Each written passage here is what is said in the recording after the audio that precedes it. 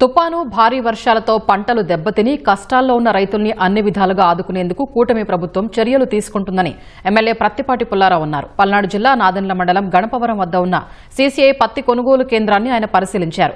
రైతుల కష్టం నష్టం పూడ్చలేనిదని సీసీఐ కొంత నిబంధనలు సడలించి పత్తి రైతులకు న్యాయం జరిగేలా చూడాలని ఎమ్మెల్యే ప్రత్తిపాటి పుల్లారావు కోరారు. స్లాట్ బుక్ చేసుకుని సీసీఐ కేంద్రాలకు తీసుకొచ్చిన పత్తిని తిరస్కరించడం సరికాదన్నారు. స్లాట్ రిజర్వేషన్ కూడా 1200 క్వింటాలు ఒక్కొక్క మిల్లుకి ఇచ్చారు. ఒక్కొక్క బయరు ఒక్కొక్క రకంగా కొనుగోలు చేస్తున్నారు. సత్తెనపల్లిలో బాగుందనేమో ఇక్కడ రైతులు చెప్తున్నారు. గుంటూరులో బయరు బాగుంటున్నాడని చెప్తున్నారు.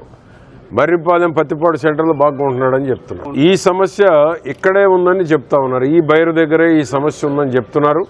అందుకనే కలెక్టర్ గారి దృష్టికి కూడా తీసుకెళ్లాం. జీఎంతో మాట్లాడుతూ ఉన్నారు. నిబంధనలు సడలించి కొనుగోలు చేయమనే చెప్తున్నాం. వచ్చిన పత్తిని వీలైనంత వరకు, మరీ డ్యామేజ్గా ఉంటే తప్ప వీలైన వరకు, రైతు కష్టాల్లో ఉన్నాడు, రైతు బాధలు వర్ణాతీతం. మనం ఎంత కొనుగోలు చేసినా రైతు నష్టం భరించలేనిది, రైతు నష్టం పూడ్చలేనిది.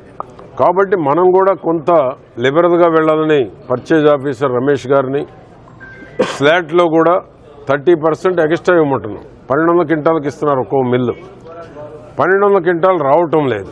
కాబట్టి 30% ఎక్స్ట్రా ఇస్తే 1200 క్వింటాలు కూడా సరిపడా వచ్చేటువంటి అవకాశం ఉంటుంది. కష్టాల్లో ఉన్న రైతుని ఈ విధంగా చేయటం మంచిది కాదని పర్చేజ్ ఆఫీసర్ని కోరటం జరిగింది. పైనుంచి కూడా ఆదేశాలు వచ్చేటువంటి విధంగా ప్రయత్నం చేస్తాం. స్లాట్ రిజర్వేషన్ కూడా రైతులకు అనుకూలంగా చేయాలి.